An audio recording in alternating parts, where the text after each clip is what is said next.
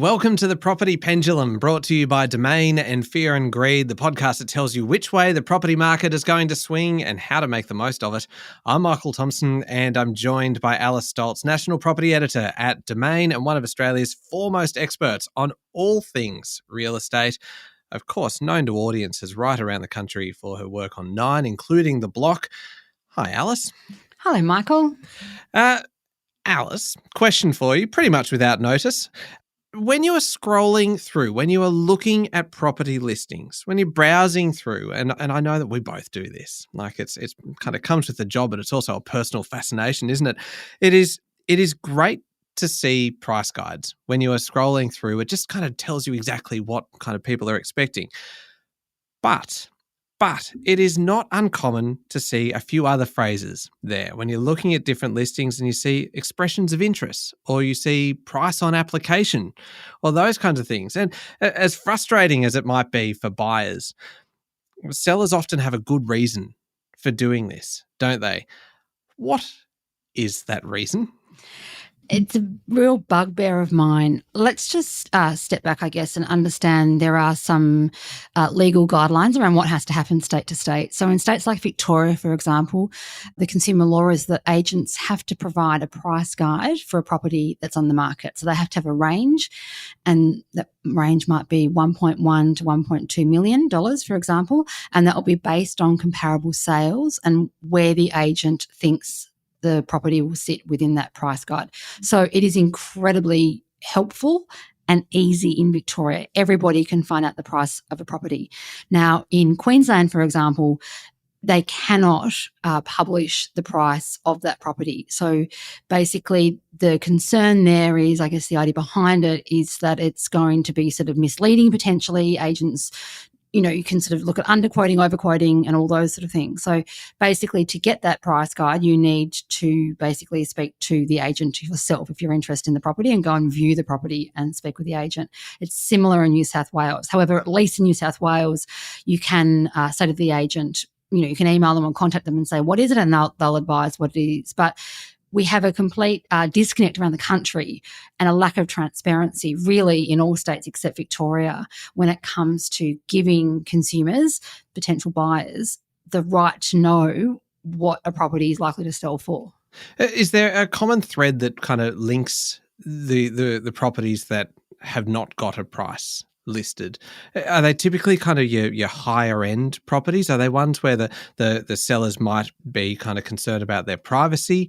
Are they properties that have got something unique about them and therefore it's going to, if they have a price guide on there, it is going to look completely at odds with everything else in the neighbourhood because this property might be kind of zoned for redevelopment or something along those lines? Are these the kind of reasons why a price guide might be left off a listing in the states in which it is allowed?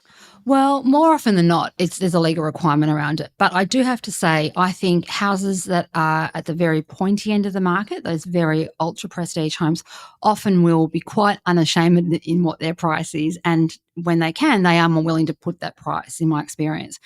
It's pretty much the same for the other end of the market, the more affordable end of the market. I actually think the tricky bit comes in that middle bit where you've got sort of more average price houses for more average price properties. And I think a lot of it is around the idea that a seller doesn't want to reveal what their property might be worth. They might want that privacy. But I also think ultimately it's the agent who is really preferring to have an inquiry from a member of the public, a consumer, to ask what that property is likely to sell for. And then the reason they want that is because they want that information. They want to also potentially have that buyer, cultivate that buyer, encourage that buyer to come through, understand what that buyer is looking for, that way if that property is not appropriate, they might be able to put them onto the next property. So it's within their interest, I suppose one could say, for the agents to build that relationship with who might be a potential buyer. So I think I'm struggling to get my head around some of these motivations because in a way you would think that it could potentially make the pool of potential buyers bigger because it might catch a whole lot of other people who are searching and because they're not excluding properties based on a particular price range, then they might suddenly be almost led to believe that they can afford something that they potentially can't. So it gets more people along to an auction, more people along to an open home. or the flip side to that, I suppose, is that it could also make the pool smaller because there isn't a price guide. Therefore, as a buyer, you assume that it is going to be expensive, or there is something unusual about the property, that it's outside of your own what you can afford. I suppose then the agent is getting rid of those people who are not serious about it, and they are really kind of getting the ones who might actually make a bid on auction day. Yeah, I think you've answered the question yourself there, in that that's what they're ultimately doing, that they're sort of sifting out people, because really what they want is the more qualified buyer, because more often than not, if that property doesn't work for them for whatever reason, they probably have another one on their books that they can then show them to. So what they're trying to do is sort of filter them out. But I guess also it is this idea, I think, that, you know, I think every probably seller goes in with that idea that maybe, just maybe, I'll be that person who makes a killing out of this sale. I'll be that person who someone walks in and just says, oh my gosh, makes an offer that completely blows everything else out of the water, and they go and live in a very wealthy life happily ever after.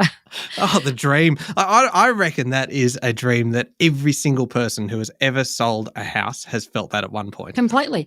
And we allow ourselves to think that because it does happen. Like, it does happen. I think that is a testament to the strength of Australia's property market, that people have made huge amounts in money in property over the years. It's the reality of the market that we're in. It doesn't always happen, but it does happen. And people are sort of banking on that and hoping for that. I do have to say, though, we know that when a listing has a price on it, it attracts a lot more interest from it because it has that price, because it stops people and they're like, oh, I could afford that, or else they say, what? How on earth could that picture attached to that property be worth that? So you've got a few different things here, but I think if you want to generate interest, there is no doubt that having a price attached to it is certainly sort of quite titillating for a lot of people out there.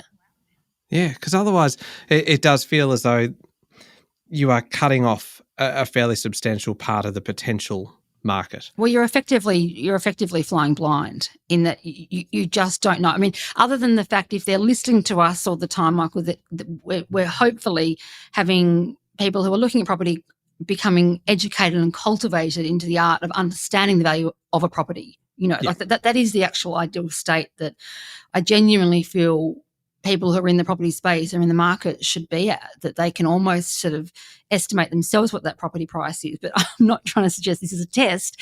However, that is the ideal state for us to be in, that we're not reliant even on the agent saying that, because, of course, that then leads to the idea of underquoting in that. And I want to ask you about underquoting in a sec, but really the advice then for buyers who find themselves in this position of looking, they are out there checking out properties every weekend, and they're scrolling through and they see something where it is price on application. They should just pick up the phone, or they should just send an email, because there's nothing to lose, right, in actually asking that question. And the agent will answer and tell you, right? Correct. You just literally, you step through, you hit text agent, call agent, whatever you want to do, whatever way you do it, or go to the open for inspection and ask yourself, eyeball the agent and ask for yourself. You lose nothing. If you're concerned that the agent's going to bother you afterwards, that you don't want any, obviously it's completely within your rights to say, don't contact me again. You know, all you're getting is trying to understand that information, which you're entitled to do, and you're also entitled to say, leave me alone now. Yeah. Or you give them a fake number. Yeah. It's probably not actually good advice. It's also interesting, isn't it? And I've been to a lot of auctions and open for inspections in New South Wales. And if you go on the first weekend, the agent is asking everybody who comes through the house, what do you think it's worth?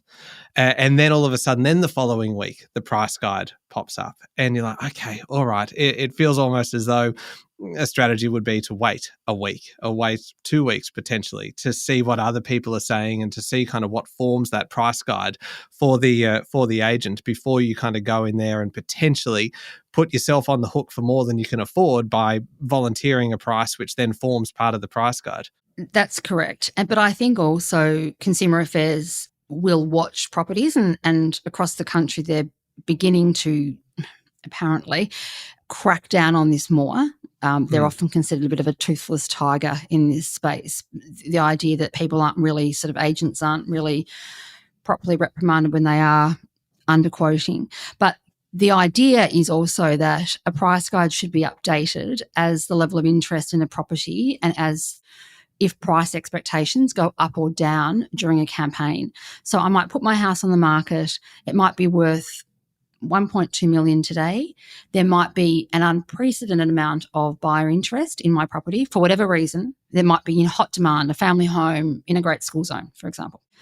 At that point, then the agent then has the responsibility to update that price guide throughout the campaign, understanding there is decent and very qualified interest on the property, and therefore it's likely to go, the reserve will be likely set for a higher price than what they were originally quoting. And so they should be providing those updates to potential buyers right up until the point at which the property is going to auction. Exactly. And it's another reason, there's another sort of, I guess, suggestion about why it is important to have that rapport or a semi-relationship with that agent, because if you're not aware of this, whether the price goes up or down, you won't be informed of that. So again, and if anyone feels uncomfortable about an agent encroaching on them, you just have to say, tell me what it is. That's all I need to know. Thank you. Goodbye. You know, there's absolutely no issue with that. But there is a real benefit to staying abreast of what is happening during the campaign. And so this is where underquoting comes into it, where you were saying there that where that price guide is not being updated despite the fact that there is this demand and there is actual genuine interest. And so is that technically what underquoting is then, that you have a bunch of people going into the auction all expecting the price to be, or the reserve even, to be around the price guide that had previously been quoted, but it hadn't actually been updated? Is that what we're talking about when we hear about underquoting? Because every person has a story about underquoting, but a lot of it is actually just kind of perhaps an earlier price guide that was updated closer to the auction. Well, I think it's both. I think it's that, but I also do think there are some bad eggs out there that are genuinely underquoting in a bid to get more people turn up at auction. You know, that idea of quote it low, watch it go, quote it high, watch it die. That's a great saying, isn't it? Like, it's just, oh God, it sums it up perfectly, doesn't it? But it really does. And so they're generating interest in the property. Look, the other thing is that in Victoria, the reserve is set, but ultimately set by the vendor. Now, the vendor can change that reserve. So there is a lot of the legal side of this. An agent can actually, you know, reasonably justify how this actually can happen, because also buyers, the agent could say, well, buyers aren't being transparent in what they're willing to pay for this property to me. I had no idea Michael Thompson was going to turn up and offer me $10 million for this property. How was I to know? And if you as a buyer are keeping that close to your chest, the agent doesn't know that. So that will be the argument you get back. But that's why realistically they should be looking at the data points around them. They should be having their finger on the pulse of the market. And so should the people bidding, that more often than not, you've got a reasonable idea of where it will go. But there is no doubt that underquoting happens, and really it happens because the consequences of it at this point in time are not severe enough to stop people doing it. So really, in the end, this all just boils down to transparency, doesn't it? And maintaining a relationship with an agent in order to make sure that you're getting the up-to-date price guides, that you're getting all of the feedback, so that, and again, going back to what we've talked about in previous episodes, it is about taking as much information as you possibly can into the auction or into any kind of negotiations over the price. And that includes how much interest there is from other buyers and what the realistic expectations for the price is going to be. Yes, and I would also say that anyone who comes across what they believe is underquoting, to ensure they report it. Now, I know this is a pain to do, but if Consumer Affairs aren't alerted about underquoting, they've got no pressure on them to change the laws around it, because there does have to be more accountability on agents with a responsibility to quote honestly and accurately. And I also think, in my ideal utopian world, vendors would have to list prices on listings. Yeah. Like that is clear to me. You know, you go into a store here, we don't barter about how much I'll pay for that litre of milk or, you know, that packet of biscuits. And I think you don't have the person on the checkout going, how much do you think it's worth? Yeah. But I genuinely would love to see this take place in Australia, where every property on the market has the vendor's expectations of what they would like to sell the property for. Maybe it has the agent's guide of what it could go for. And that's not to say people are going to have to pay it, but at least we all just go in with our eyes wide open to the situation. Yeah, and then you just end up in that kind of traditional space, potentially, of an auction, and then everyone has the same information. Everyone has access to that. And if all of a sudden that price guide gets blown out of the water, it's not because anything has been concealed along the way. It is just competition and it is demand. In the same way that we buy a car in that way. Yeah. So, look, let's keep our fingers crossed that one day our country evolves to that point, because I think the more transparency and power that buyers and sellers have, the better. I think you've sold me on it, and I will stop giving fake numbers to real estate agents. I will invite the conversation because it will keep me informed along the way, and I'll probably the people whose numbers I've been giving will thank me for not doing that anymore. No doubt. All right. Thanks very much, Alice. Thank you, Michael. That was real estate expert Alice Stolz, national property editor at Domain, and I'm Michael Thompson. Make sure you're following the podcast, and we'll be back next week with another episode of The Property Pendulum, brought to you by Domain and Fear and Greed, the podcast that tells you which way the property market is going to swing and how to make the most of it.